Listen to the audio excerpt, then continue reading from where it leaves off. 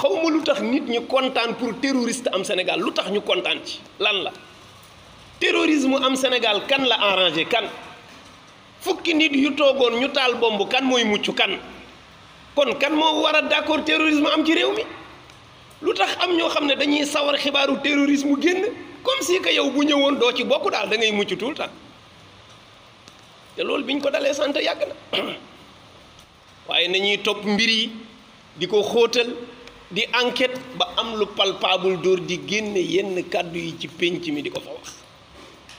ndax bakkan yi dee man dama gëm ne dañ ko war a régler mais fan la problème bi nekk ci biir ñiy yàq ak ñiy rey dañuy segg ñi ñuy jàpp ak ñi dul jàpp loolu mooy injustice ñi nu rey ci tata bi nee nañ ña ngay topp ñi ko def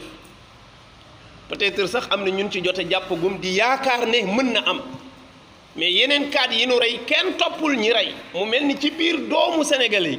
dafa am ñoo xam ne bu ñu deewee garaaw ña leen rey kenn du leen topp am ñoo xam ne nag bu ñu deewee ci nen ni dañ ko war a topp ba mu leer loolu mooy musiba ci am réew gis nga rey ku ko def foo mën a bokk ak noo bokkee dañ la war a topp mais lii problème mu Sénégal ñépp ko xam mooy justice benn boor képp lay doxee képp sëñ bi loolu mooy musiba loolu la yonent mës di wax ci àddina moytu leen mooy mu am ñaari nit yu defandoo safaan ñu topp kenn di àtte bàyyi ki ci des loolu musiba la tabaski bii nu génn bi yëngu yi amee fii ci France wax nañ ko fii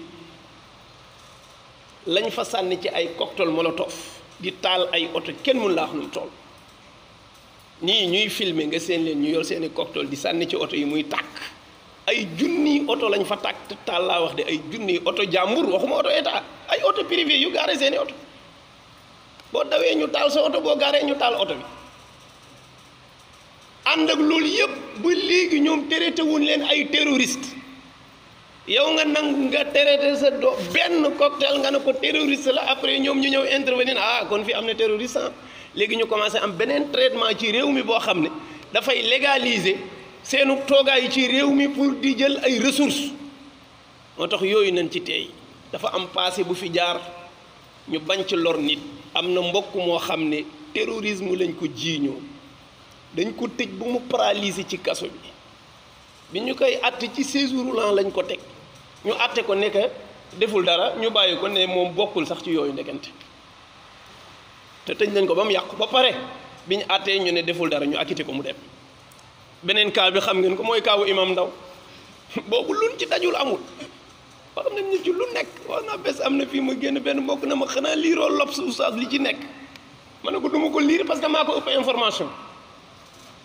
parce que kii bind ñu koy fay bokkul ak kii gëstul boppam rek te yàlla tax kii bind ñu koy fay di ko pousser di ko xolloo li mu bëgg ak di ko yónnee bokkul ak kii dem seeti rek te yàlla tax du ñu benn ñu ne terroriste la ma ne leen du moom àddina di dox ba juge ba ne du moom te téye woon nañ ko ñetti at ba pare moo tax tuuma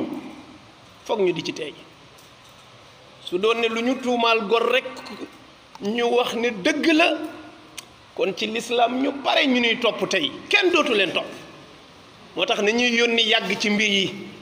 li wolof naan nañuy yónni yàgg te ñuy téy ci mbir yi te ñuy téy ci tuuma yi encore dañ ciy bàyyi xel ñun ñëpp ñi ñaan yàlla mooy réew mi yàlla def fi jàmm ba ñuy tal di jullee ka sëlmal ak di liggéey ak a wàcc waaye li ñuy wootal bu xewee wallahi kenn dootu tal a xëy di liggéey te kenn dootu tal di julli di ñibbisi